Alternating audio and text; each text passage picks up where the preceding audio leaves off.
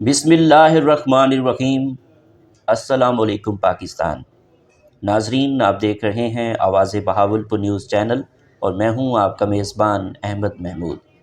ناظرین، جیسا کہ آپ سب جانتے ہیں کہ ہم آپ لوگوں کے لیے آج کی شخصیت پروگرام لے کر آیا کرتے ہیں۔ آج میں بار ایسوسی ایشن احمد پور شرقیہ میں موجود ہوں۔ آج میں آپ کو جس شخصیت کا تعارف کروانے جا رہا ہوں، آپ کسی تعارف کے محتاج نہیں ہیں۔ سینئر قانون دان ہمارے ساتھ موجود ہیں۔ میرے ساتھ موجود ہیں سید تصدق عباس بخاری صاحب، ایڈوکیٹ، ہائی کورٹ۔ آپ 1996 میں پریکٹس آپ نے شروع کی، 1998 میں ہائی کورٹ کا آپ نے لائسنس لیا، 2000 میں جنرل سیکرٹری بار منتخب ہوئے آپ، 2008 اور 2009 میں صدر کا الیکشن لڑا، چند ووٹوں سے آپ کامیاب نہ ہو سکے۔ آپ 2 بار ممبر الیکشن بورڈ رہ چکے ہیں۔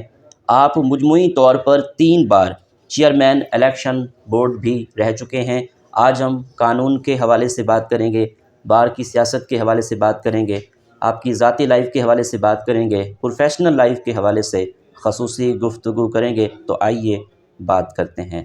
السلام علیکم جناب۔ وعلیکم السلام۔ کیسے ہیں آپ؟ الحمدللہ، خیریت سے ہیں؟ اللہ کا احسان۔ جناب، دنیا کے اندر جتنے لوگوں نے کامیابی حاصل کی ہے، تعلیم کی وجہ سے کی ہے۔ میں آپ سے یہ پوچھوں گا کہ آپ نے اپنی ابتدائی تعلیم کہاں سے حاصل کی؟ آپ کا تعلیمی سلسلہ کیسا رہا؟ میں نے بیسیکلی میٹرک کیا تھا احمد پور سے، ٹھیک سر۔ اور ایف اے بھی میں نے یہیں احمد پور سے کیا تھا۔ اس کے بعد میں کراچی شفٹ ہو گیا تھا۔ ٹھیک سر۔ پھر میں نے بی اے بھی وہیں پہ کیا، ایم اے بھی وہیں پہ کیا، اور ایل ایل بی بھی وہیں پہ کیا۔ اور میں نے جو ایم اے کیا تھا وہ ماس کمیونیکیشن میں کیا تھا، صحافت کے حوالے سے۔ میں ایز اے سب ایڈیٹر نوائے وقت کراچی میں بھی کام کرتا رہا ہوں۔ ٹھیک، ماشاء اللہ۔ سر، وکیل بننے کا شوق کیسے پیدا ہوا؟ آپ کو شوق تھا یا والد صاحب نے کہا کہ وکیل بننا ہے؟ اصل میں والد صاحب، میں ابھی میٹرک میں نے کیا تھا تو والد صاحب کی ڈیتھ ہو گئی تھی۔ تو بھائی میرا کوئی نہ چھوٹا تھا نہ بڑا تھا، میں اکیلا تھا گھر کا۔ تو میں سیلف میڈ ہوں۔ وہاں کراچی میں رہتے ہوئے میرا جو ماس کمیونیکیشن کا شعبہ تھا، جی۔ اس حوالے سے احمد پور میں یا بہاولپور میں کی نسبت کراچی میں میرے لیے زیادہ چانسز تھے۔ اچھا۔ تو میرا یہ پروفیشن اڈاپٹ کرنے کا پروگرام تھا وہ صحافت کے حوالے سے تھا، مگر پیچھے والدہ اور بہنوں کی وجہ سے مجھے واپس آنا پڑا۔ اور یہاں جب میں واپس آیا تو یہاں کیونکہ میں بطور سب ایڈیٹر وہاں کام کر چکا تھا، تو یہاں پھر نیچے آ کے کام کرنا مجھے عجیب لگ رہا تھا۔ تو اس لیے پھر مجھے یہ شعبہ زیادہ اٹریکٹیو محسوس ہوا۔ لا میں نے وہیں رہتے ہوئے کر لیا تھا، تو اس لیے پھر میں نے یہاں آ کے لا کے حوالے سے یہاں پہ پریکٹس شروع کی 1996 میں۔ ٹھیک سر، ایز اے سینئر قانون دان ایک اچھے وکیل میں کیا خصوصیات ہونی چاہیے؟ اس بارے میں آپ کیا کہیں گے؟ اس میں ہمارے شعبے میں سب سے جو مین چیز ہے نا وہ ہے پریپریشن، اس کے بعد پریزنٹیشن۔ سب سے پہلی چیز تو یہ ہے کہ آپ کے اندر ڈیووشن ہونی چاہیے، اور صرف پیسہ کمانا مقصد نہیں ہونا چاہیے۔ آپ کو کلائنٹ کا بھی احساس ہونا چاہیے کہ آپ نے کلائنٹ کے حقوق کے لیے کتنی محنت کرنی ہے اور اس کو حقوق دلوانے ہیں۔ بالکل۔ تو اس حوالے سے پھر جو آپ اس کی تیاری کرتے ہیں کسی کیس کی، جی۔ وہ بنیادی اس میں چیزیں ہیں جن کے اوپر چاہے وہ کیس سپریم تو کورٹ تک چلا جائے، تو جو آپ بنیاد رکھتے ہیں اسی پہ اس میں چلنا ہوتا ہے۔ ٹھیک۔ تو پریپریشن بہت زیادہ اہم ہے۔ اس کے بعد پھر آ جاتی ہے پریزنٹیشن۔ آپ جتنا اچھا کیس تیار کر لیں، اگر آپ کی پریزنٹیشن اچھی نہیں ہے کورٹ میں، تو آپ جو ڈیو ریلیف آپ کو ملنا چاہیے وہ آپ نہیں لے پائیں گے۔ ٹھیک۔ اگر آپ کا کیس کمزور بھی ہے اور پریزنٹیشن اچھی ہے تو آپ کورٹ سے زیادہ ریلیف لے لیں گے اپنے کلائنٹ کے لیے۔ ٹھیک سر، ایک وکیل معاشرے کی اصلاح کے لیے کیا کردار ادا کر سکتا ہے؟ آپ جانتے ہیں، یہ ہمارے مشہور بات ہے کہ یہ کریم آف دی سوسائٹی کہلاتے ہیں۔ بالکل۔ پھر وکیل کے بارے میں کہا جاتا ہے کہ وہ جس کورٹ میں پیش ہوتا ہے تو اس کا لیول اسی جج کے برابر ہوتا ہے، یعنی اس کو آفیسر آف دا کورٹ کہا جاتا ہے۔ اچھا۔ ایک وکیل جب کسی سول جج کے سامنے اپنا کیس آرگو کر رہا ہے تو اس کی حیثیت بھی سول جج کے برابر ہوتی ہے، اسی طرح ہماری سپریم کورٹ میں اگر کوئی وکیل پیش ہوا کھڑا ہے تو اس کا لیول بھی اسی وقت جسٹس جو سپریم کورٹ کے ہوں گے ان کے برابر ہوگا۔ ٹھیک سر، پاکستان کی عدالتوں میں کیس سست روی کا شکار کیوں ہو جاتے ہیں ایز اے قانون دان؟ اس کی کیا وجہ ہے، کیا بتانا چاہیں گے؟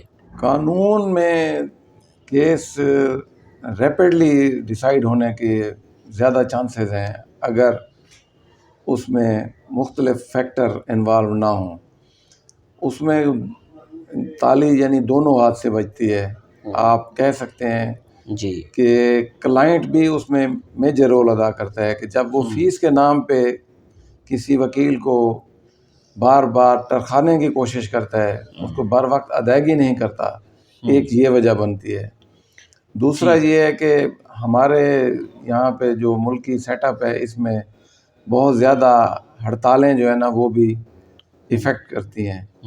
تیسرا یہ ہے کہ یہ ہماری وکلا تحریک چلی تھی، اس کے بعد ہم نے محسوس کیا ہے کہ عدلیہ میں بھی تقریباً 50% ججز جو ہے نا وہ سست روی کا شکار ہو گئے ہیں۔ مثلاً وہ جو سپیڈ کام کی ہونی چاہیے وہ نہیں ہے۔ ٹھیک، احمد پور شرقیہ بار ایسوسی ایشن میں بار اور بینچ کے تعلق کو کس طرح دیکھتے ہیں؟ احمد پور شرقیہ میں بڑے مثالی تعلقات رہے ہیں بار اور بینچ کے درمیان۔ یہاں پہ ججز صاحبان جب آتے ہیں، ہماری ان کے ساتھ ملاقات ہوتی ہے تو وہ بڑے خوف کا اظہار کرتے ہیں کہ ہم جب ٹرانسفر ہوئے ہیں احمد پور میں تو ہمیں بڑا خوف تھا، مگر جب یہاں سے جاتے ہیں تو بڑی تعریف کرتے ہیں کہ یہ بہت کمپیٹنٹ بار ہے اور لوگ بھرپور تیاری کر کے کیس آرگو کرنے کے لیے آتے ہیں۔ تو وہ کہنا ان کا یہ ہوتا ہے کہ ہم کچھ نہ کچھ سیکھ کے جاتے ہیں اور یہ بڑی با اخلاق بار ہے۔ ٹھیک، پاکستان میں رول آف لا کو کس طرح دیکھتے ہیں؟ اگر میں سیدھی بات کروں تو رول آف لا مجھے تو نظر نہیں آتا بحیثیت قانون دان۔ جب میں دیکھتا ہوں تو دل خون کے آنسو ہوتا ہے۔ ہمارے یعنی آپ دیکھ لیں کہ چرچل سے پوچھا گیا کہ ہم یہ جو دوسری جنگ عظیم ہے یہ ہم جیت جائیں گے یا ہار جائیں گے؟ اس نے صرف ایک سوال کیا تھا کہ یہ بتائیں کہ ہماری عدلیہ ٹھیک کام کر رہی ہے؟ تو انہوں نے کہا تھا بالکل انصاف کا تقاضے پورے ہو رہے ہیں۔ تو اس نے کہا تھا کہ ہم جنگ کبھی نہیں ہار سکتے۔ اسی طرح میں یہاں پہ ایک مولا علی علیہ السلام کا قول کوٹ کروں گا۔ جی سر۔ آپ نے فرمایا تھا کہ کوئی بھی معاشرہ جو ہے جی وہ ظلم پہ تو قائم رہ سکتا ہے، بغیر عدل کے قائم نہیں رہ سکتا۔ اسی طرح امام جعفر صادق علیہ السلام سے ایک بندے نے پوچھا تھا کہ میں تبلیغ پہ جا رہا ہوں، مجھے کچھ ہدایات دیں۔ جی، تو آپ نے فرمایا تھا کہ آپ کو کسی کو کچھ بولنا نہ پڑے، یعنی آپ اپنے عمل سے، یہ تبلیغ ہے۔ تو اسی طرح ہماری عدلیہ کا ہمارے ملک کے حالات کے حوالے سے بڑا میجر رول ہے۔ ٹھیک، ہماری عدلیہ جو ہے نا یہ سمجھنے مصلحت کا شکار ہوتی رہی ہے یا مختلف پریشر آتے رہے ہیں، آزاد عدلیہ نہیں رہی، جس وجہ سے یہ ہمارے لا قانونیت بہت زیادہ ہے یہاں پہ۔ ٹھیک سر، ہائی کورٹ اور سپریم کورٹ کے ججز کی تعیناتی کا جو طریقہ کار ہے وہ کس طرح ہونا چاہیے ایز اے قانون دان؟ آپ کیا کہنا چاہیں گے؟ دیکھیں جی، آپ جب ایک کلرک کو بھرتی کرتے ہیں تو اس کے لیے بھی آپ ایک اہلیت کا معیار مقرر کرتے ہیں۔ بالکل۔ اس کے مختلف آپ ٹیسٹ لیتے ہیں کہ جس کام کے لیے ہم اس کو بھرتی کر رہے ہیں اس کو ٹائپ آتی ہے، شارٹ ہینڈ آتی ہے، اس کی سپیڈ کتنی ہے۔ بالکل۔ جبکہ یہاں پہ ہم دیکھ رہے ہیں، آپ زیادہ اویئر ہیں اس بات سے کہ ہمارے ملک میں ہائی کورٹ یا سپریم کورٹ کی جو ججز کی تعیناتی ہے وہ پسند ناپسند کی بنیاد پہ ہے، اہلیت کی بنیاد پہ بہت کم ہے۔ اس لیے ہماری عدلیہ کا معیار آپ دیکھ لیں کہ دنیا میں 128ویں نمبر پہ ہے۔ ٹھیک سر، آپ 2 بار ممبر الیکشن بورڈ رہے ہیں اور 3 بار آپ چیئرمین الیکشن بورڈ رہے ہیں، تو ان کا کیا کام ہوتا ہے، تفصیل سے بتائیے گا۔ بیسیکلی ہمارا جو بار کا الیکشن ہے یہ ہر سال منعقد ہوتا ہے جی، اور یہ مثال دی جاتی ہے جمہوریت کے حوالے سے کہ حالات کچھ بھی ہوں، یعنی ملک میں چاہے مارشل لا لگا ہوا ہو یا جمہوری حکومت ہو، تو بار کے الیکشن ہر صورت میں ہر سال ہوتے ہیں۔ تو اس میں ہمارا جو الیکشن بورڈ ہوتا ہے یہ کلیدی رول ادا کرتا ہے. پہلے پنجاب بار کونسل ہمیں ہدایت کیا کرتا تھا کہ ایک چیئرمین اور 2 ممبران الیکشن بورڈ ہونے چاہیے. تو اب یہ تعداد ایک چیئرمین الیکشن بورڈ اور 4 ممبران پہ مشتمل کر دی گئی ہے. تو میں جب 2 دفعہ ممبر الیکشن بورڈ رہا ہوں جی تو اس وقت تعداد 3 ہوا کرتی تھی. ایک چیئرمین الیکشن بورڈ ہوتے تھے اور 2 ممبران ہوتے تھے. ٹھیک سر. ہمارا کام ہوتا ہے کہ جو ہمارا میمورنڈم آف بار ایسوسیشن ہے پنجاب بار کونسل کی طرف سے، ہم نے اس میں جو رولز دیے گئے ہیں، جو قواعد و ضوابط بتائے گئے ہیں الیکشن کے حوالے سے، ہم نے اسی کو فالو کرنا ہوتا ہے. یعنی امیدواران کی اہلیت کو چیک کرنا ہوتا ہے، جی. ان کا پلیس آف بزنس یعنی ہے موجودہ اسی بار میں. مختلف عہدوں کے لیے میعاد جو ہے نا اس کی مقرر ہے کہ آپ کی پریکٹس اتنی ہونی چاہیے، تو وہ ہم چیک کرتے ہیں. اس کے بعد جب بیلٹ پیپر ہم چھپواتے ہیں، ہمارا جو شیڈول ہوتا ہے وہ الیکشن بورڈ دیتا ہے. جو الیکشن بورڈ ہے اس کو جو موجودہ صدر ہوتا ہے وہ کانسٹیٹیوٹ کرتا ہے، وہ اپائنٹ کرتا ہے. اس کے بعد الیکشن بورڈ اپنی میٹنگ کر کے اپنا شیڈول دیتا ہے. اب عموماً یہ ہوتا ہے کہ پنجاب بار کونسل ایک ہی ڈیٹ فکس کرتی ہے پورے صوبے میں. ٹھیک ہے. تمام بار ایسوسیشنز کے جو الیکشن ہیں وہ ایک ہی ڈیٹ کو ہوتے ہیں. تو باقی جو معاملات ہیں اس کے لیے یہ ہوتا ہے کہ ہم نے فارم نامزدگی برائے امیدواران چلت کرنا ہوتا ہے، اس کی ہم ڈیٹ دیتے ہیں. پھر ان فارم کو واپس جمع کرنے کے لیے ایک ڈیٹ ہوتی ہے. اس کے بعد اعتراضات کی ایک ڈیٹ ہوتی ہے. اس کے بعد سکروٹنی کے لیے ایک ڈیٹ ہوتی ہے. اچھا. تو اس کے بعد جو ہے نا وہ فائنل امیدواروں کی لسٹ لگاتے ہیں.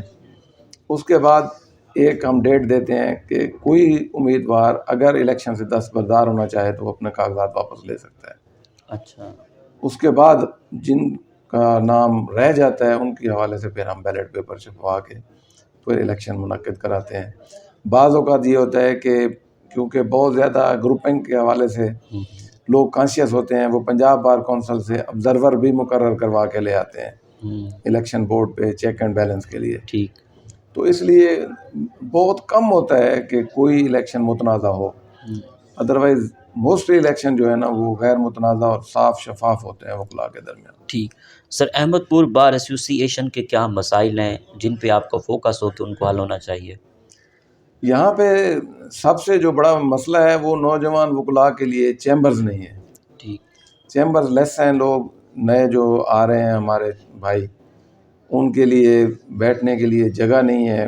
دھوپ ہے، گرمی ہے، بارش ہے، وہ باہر بیٹھے ہوتے ہیں. تو پراپر کوئی ہمارا ایسا سیٹ اپ نہیں ہے جس میں نوجوان وکلاء کو چیمبرز مل سکیں. جی.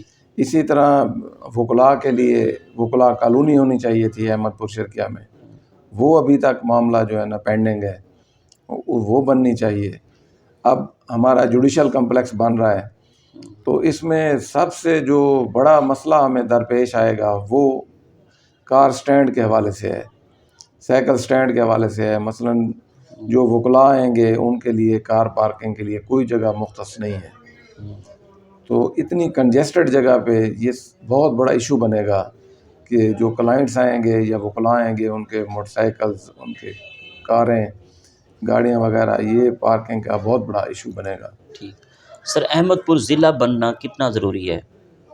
آپ بخوبی جانتے ہیں کہ ہم سے بہت چھوٹی چھوٹی تحصیلیں، جو تحصیلیں ہی ہمارے بعد بنی ہیں وہ ضلع بن چکے ہیں. یہ بہت پرانا ہمارا شہر ہے، نوابوں کا شہر ہے. اس کو تو بہت پہلے ضلع بن جانا چاہیے تھا، آبادی کے لحاظ سے بھی اور رقبے کے لحاظ سے بھی ہماری بہت بڑی تحصیل ہے پنجاب کی. ٹھیک. صوبہ بہاولپور یا ملتان، آپ کا کیا موقف ہے؟ دیکھیں جی، اگر قرب مکانی کو دیکھا جائے تو پھر تو میری ترجیح ہوگی کہ صوبہ بہاولپور بن جائے.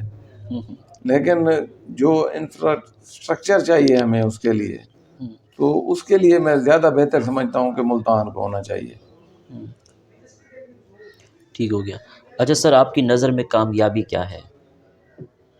کامیابی سب سے بڑی یہ ہے کہ میں یہ سمجھتا ہوں کہ یہ دعا اور بد دعا جو ہے نا یہ احساسات کا نام ہے. ضروری نہیں ہے کہ کوئی بندہ آپ کے کسی ایکٹ سے خوش ہو کے زبان سے وہ الفاظ بول کے آپ کو دعا دے. اس کے اندر کی جو فیلنگز ہیں نا وہ آپ کی کامیابی ہے. ٹھیک. آپ کی اس کامیابی کے سفر میں دوستوں کا، اساتذہ کا، والدین کا کتنا ساتھ رہا؟ بہت زیادہ. میرے خاص طور پہ دوستوں کا بہت بڑا شیئر ہے. جیسے میں نے آپ کو بتایا کہ میری عمر اس وقت 16 سال تھی جب والد صاحب کی ڈیتھ ہوئی ہے. تو یہ دوستوں کی موٹیویشن تھی جس کی وجہ سے میں نے اپنا تعلیمی سفر بھی جاری رکھا، ساتھ ساتھ جو ہے نا گھر والوں کو بھی پول کیا. اور الحمدللہ اللہ کا میرے اوپر بہت بڑا احسان ہے کہ اس وقت جو ہے نا میرے 2 بچے ڈاکٹر بن رہے ہیں، ماشاءاللہ. بیٹی ہے بیٹا ہے دونوں. ٹھیک. ایز اے قانون دان پاکستان کی موجودہ ملکی سیاسی صورتحال کے حوالے سے کیا تبصرہ کریں گے؟ اگر میرا ویسے تو کسی سیاسی پارٹی سے کوئی تعلق نہیں ہے، مگر جو حالات گزرے ہیں گزشتہ کچھ سالوں سے جی. اس حوالے سے دیکھا جائے، اب یوں دیکھ لیں کہ میری بچی جب گئی ہے MBBS کرنے کے لیے تو اس وقت ڈالر جو تھا وہ 135 روپے کا تھا. اچھا. اب دیکھ لیں کہ 270 روپے کا وہ ڈالر ہو چکا ہے. اسی طرح مہنگائی ضرور ہے عالمی مسئلہ، لیکن ہمارے ملک کی جو صورتحال بنی ہے یہ انتہائی یعنی تشویشناک ہے ہمارے لیے، آنے والی نسلوں کے لیے. تو میں تو اس کا ذمہ دار یہی سمجھتا ہوں کہ یہ سیاستدانوں کی وجہ سے ہم اس نہج پہ پہنچ چکے ہیں. ٹھیک. سر آپ کو ٹورازم کا کتنا شوق ہے؟ پاکستان کے کون کون سے شہر اچھے لگتے ہیں؟ آپ کا فیوریٹ شہر کون سا ہے؟ میں نے تقریباً سارے صوبوں کے دارالحکومت کا سفر کیا ہے. ماشاءاللہ. میں شمالی علاقہ جات میں بھی تقریباً سارے علاقے دیکھ کے آیا ہوا ہوں. تو مجھے بہت ہی اچھا لگتا ہے خصوصاً شمالی علاقہ جات میں جانا. اچھا. تو کیونکہ ہم میدانی علاقے کے رہنے والے ہیں تو اس حوالے سے مجھے جو پہلے شہر پسند تھا وہ کراچی تھا، لیکن اب جو ٹوٹ پھوٹ ہو چکی ہے وہاں پہ تو اب اس کے نسبت مجھے اسلام آباد زیادہ اچھا لگتا ہے. ٹھیک. آپ کو کھانوں میں کیا کیا پسند ہے؟ آپ کی فیوریٹ ڈش کون سی ہے؟ کھانوں میں مجھے سب سے زیادہ چاول پسند تھے. اچھا. وہ چاہے کسی فارم میں بھی ہوں، چاہے وہ کابلی پلاؤ کی شکل میں ہوں، چاہے بریانی کی شکل میں ہوں، چاہے دال چاول ہوں. لیکن اس کی وجہ سے ہوا یہ کہ یہ کھانے کے شوق کی وجہ سے میرا ویٹ جو ہے نا وہ 119 کلو تقریباً پہنچا. اچھا. تو اب الحمدللہ میں نے اپنا ویٹ 17 کلو ریڈیوس کیا ہے ان پہ کنٹرول کر کے. ٹھیک. آخر میں سننے والوں کو، دیکھنے والوں کو، وکلا برادری کو ایز اے قانون دان احمد پور بار ایسوسی ایشن سے آپ کیا پیغام دینا چاہیں گے؟ میں صرف اتنی گزارش کروں گا کہ آپ چاہے کسی پروفیشن میں بھی جائیں تو اس کا ٹاپ خالی ہے. اگر آپ محنت کریں گے تو آپ کو کامیابی سے کوئی نہیں روک سکتا. بالکل. علم کسی کی میراث نہیں ہے. جو علم حاصل کرے گا، محنت کرے گا، اس نے اوپر آ جانا ہے. اس کو کوئی نہیں روک سکتا. بالکل ایسا. بہت شکریہ سر، نائس ٹاکنگ ٹو یو. بہت مہربانی. بہت شکریہ. جی تو ناظرین، آپ نے آج کی شخصیت پروگرام سنا. ایک نئے پروگرام میں ملاقات ہوگی. تب تک اللہ حافظ. اللہ نگہبان. پاکستان زندہ باد.